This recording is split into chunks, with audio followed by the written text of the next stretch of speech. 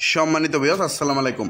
গতকাল আমরা আপনাদেরকে দেখিয়েছিলাম ডাটাই মোটরের প্রথম স্লট কিভাবে আপনারা বাদাই করবেন। তো দেখতে পাচ্ছেন আমরা প্রথম স্লট বাদাই করে রেখে দিয়েছি। আজ আপনাদেরকে দ্বিতীয় স্লট কিভাবে বাদাই করবেন সেটাই দেখাবো। চলুন তাহলে দেরি না করে ভিডিওটি শুরু করা যাক। অটোমেটিক টিভি ফিরে এসেছি আবার ইন্টুর পর। তো দেখতে পাচ্ছেন প্রথম স্লট আমরা কিন্তু এই পর্যন্ত বাদাই করে রেখেছিলাম। তো দ্বিতীয় স্লট অর্থাৎ প্রথম স্লট যেখানে শেষ হয়ে গেছে সেখান থেকে সেই স্লট থেকে দ্বিতীয় স্লট কিন্তু শুরু করে দিয়েছি। তো দেখতে পাচ্ছেন সেমভাবেই আমরা আগের ভিডিওতে আপনারা যারা দেখেছিলেন প্রথম স্লট বাদাই করা, আজ কিন্তু দ্বিতীয় স্লট যেখানে শেষ হয়ে গেছিল সেখান থেকে আবার আমরা দ্বিতীয় স্লট শুরু করে দিয়েছি। তো দেখতে পাচ্ছেন এখানে কিন্তু শেষ হয়ে গেছিল, এখান থেকে আমরা আবার দ্বিতীয় স্লট শুরু করব। দেখতে পাচ্ছেন দ্বিতীয় স্লট শুরু করার জন্য আমরা কিন্তু তার ভিতরে ইতিমধ্যে ঢুকিয়ে নিয়েছি। তো অবশ্যই আপনারা আজকের ভিডিওটি কোনো প্রকার টানা হেঁচড়া না করে ভিডিওটি সম্পূর্ণ দেখবেন। এই কথা বলতে বলতে কিন্তু একটি প্যাচ শুরু হয়ে গেছে। তো অবশ্যই একটি কথা না বললে না, আমাদের এই কয়েলের সামনের সাইডে কিন্তু 4টি প্যাচ শু করবে আর পিছনের সাইডে কিন্তু 5টি প্যাচ শু করবে। এটা অবশ্যই লক্ষ্য রাখবেন। আগের মতোই আমরা তারের সংখ্যা কিন্তু 28 পিস তার নিয়েছি, মানে 1 পিস 2 পিস করে 28 পিস নিয়েছি। আর তারের নাম্বার 22 নাম্বার। আপনারা জানেন যে আমরা একটু মোটা তার দিয়ে বাদাই করি যাতে কয়েলটা শক্তিশালী হয়। হ্যাঁ, অবশ্যই আপনারা এই বিষয়টা মাথায় রাখবেন। আর আপনারা ইচ্ছা করলে কয়েল যেভাবে খুলবেন, কয়েলের ভিতরে যে ধরনের তার আছে আপনারা ইচ্ছা করলে সেভাবেও আপনারা বাঁধিতে পারেন, প্যাচ সংখ্যা একইভাবে হবে। ঠিক আছে, তো অবশ্যই দেখতে থাকুন কীভাবে আমরা তৃতীয় স্লটটা বাদাই করি। তো আগের মতোই, তো আসলে যারা আগের ভিডিওটা দেখেছিলেন তাদের জন্য আজকের দ্বিতীয় পর্বটা নিয়ে এসেছি। তারপর অবশ্যই আপনাদেরকে আস্তে আস্তে সম্পূর্ণ কয়েলটি আমরা বাদাই করা দেখাবো এই ভিডিওর মাধ্যমে। ধৈর্য সহকারে ভিডিওগুলো দেখবেন। আর এই ধরনের ভিডিওগুলো কিন্তু আসলে আপনারা যদি টানাটানি করেন তাহলে কিন্তু অবশ্যই বুঝতে পারবেন না। ঠিক আছে, পরে কিন্তু ফোন দিয়ে বলবেন না যে ভাই এভাবে বাঁধলাম হয় না, এইভাবে হয় নাই। তো আমরা যেভাবে বাঁধতেছি আপনার ঠিক সেইভাবেই কাজটা করতে হবে। হ্যাঁ, তো দেখতে পাচ্ছেন ইতিমধ্যে আবারও অ্যালুমিনিয়ামের যে কচি দিতে হবে অথবা বাঁশের কচি আপনারা ব্যবহার করতে পারেন। কচি আমাদের যখন 4টি করে ট্রাম দেওয়া শেষ হয়ে যাবে, অর্থাৎ 4টি করে পাক দেওয়া শেষ হবে, এই সামনের সাইডে 4 পাক শু করবে, পিছনের সাইডে কিন্তু 5টা পাক শু করবে। এটা অবশ্যই আপনারা মাথায় রাখবেন।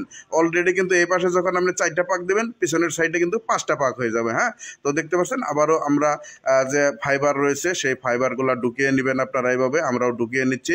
তারপর যে কয়েলটা আসলে আমরা দেখতে পাচ্ছেন প্রথমে যেটা মানে শুরু করেছিলাম সেখান থেকে আবার দ্বিতীয়টা কিন্তু শুরু করে দিয়েছি। অর্থাৎ এই কয়েলের সাথে মানে একদম এই কয়েলের সাথেই লেগে থাকবে এইভাবে। এই কয়েলের একটা কয়েলের সাথে আরেকটা কয়েল কিন্তু লেগে থাকবে। তো অবশ্যই আপনারা অবশ্যই সরাসরি দেখতেছেন কীভাবে আমরা কাজটা করতেছি। মানে প্রথম স্লটের যে কয়েলটা রয়েছে ওই স্লটের ঘরের ভিতরে দ্বিতীয় স্লটটা কিন্তু ঢুকে যাচ্ছে। ঠিক আছে, আরেকটি সাইডে যে ঘরটা বাকি ছিল সেই ঘরটা শুধু ধরতেছে। তো দেখতে পাচ্ছেন অবশ্যই আপনারা লক্ষ্য করতে পারছেন। আমি জানি এগুলো আপনারা অবশ্যই খুব বুদ্ধিমান লোক, আপনারা এগুলো খুব সহজে বুঝতে পারবেন, কারণ এভাবে এই ইউটিউবে কেউ কিন্তু দেখায় নাই। তো অবশ্যই অনেক ভাই দেখাইছে, সেগুলো এলোমেলো বা আপনাদেরকে হয়তো বুঝতে কষ্ট হয়েছে, যার কারণে আমি আজকের এই ভিডিওটি খুব সহজ করে নিয়ে এসেছি যাতে আপনারা কাজগুলো দেখে বুঝতে পারেন এবং কি শিখতে পারেন।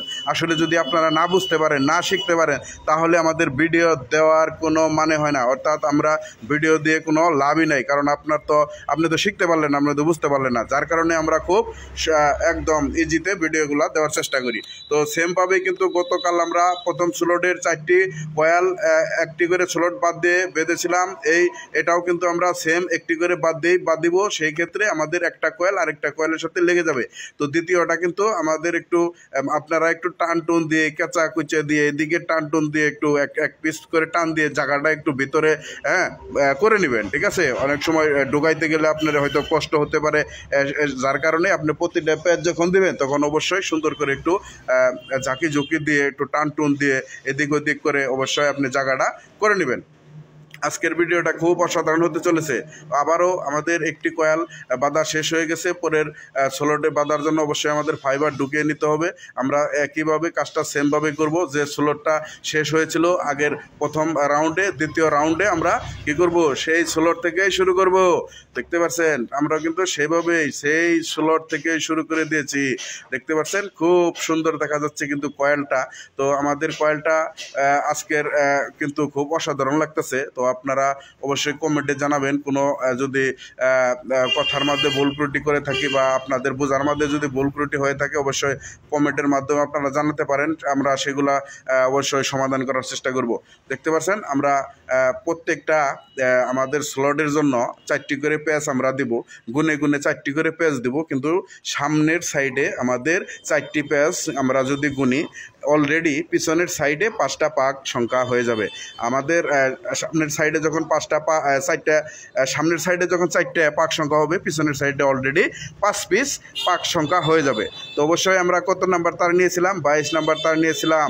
কিন্তু অরিজিনাল যারা কোম্পানির যে কয়েলগুলো থাকে সেগুলোর ভিতরে কিন্তু অনেক কয়েলে আমি গুনে দেখেছি 24 নাম্বার তার থাকে, 36 তার সংখ্যা কিন্তু 36 পিস থাকে। আমরা কিন্তু সেটা নিয়ে নেই, আমরা মোটা তার নিয়েছি। আমাদের কয়েলটা যেন মজবুত হয়, আমাদের কয়েলটা যেন আরও শক্তিশালী হয়। যেহেতু আমরা হাতে বাদাই করতেছি, তো আসলে চায়নাদের মতো ওইরকম মেশিনের টানগুলো আমরা দিতে পারবো না। হয়তো আমাদের কিছুটা লুজ থেকে যাবে, মেশিনের মতো কিন্তু আমাদের হাতে হবে না।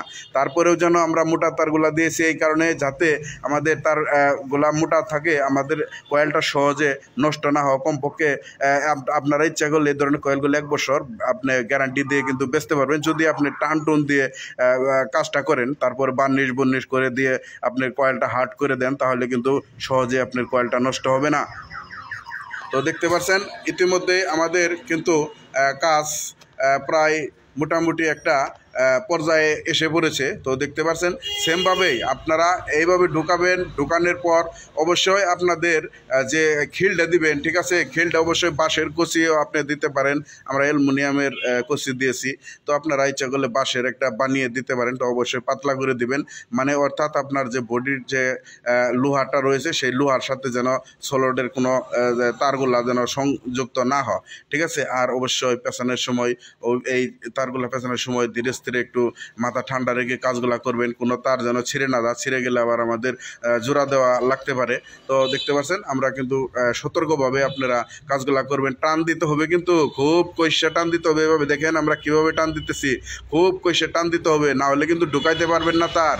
আর পাশাপাশি কয়েল লুজ হলে কিন্তু তেমন একটা কয়েল সুবিধা হবে না, কয়েল গরম হবে। অবশ্যই সেই বিষয়গুলো মাথায় রেখে কয়েল কিন্তু বাঁধাই করার সময় অনেক টান দিতে হয়, অনেক টানবেন, ঠিক আছে। টেনে টেনে টেনে টেনে কয়েলগুলা বাঁধাবেন, এইভাবে একদম টেনে টেনে কয়েলগুলা কিন্তু আপনার বাঁধাই করতে হবে।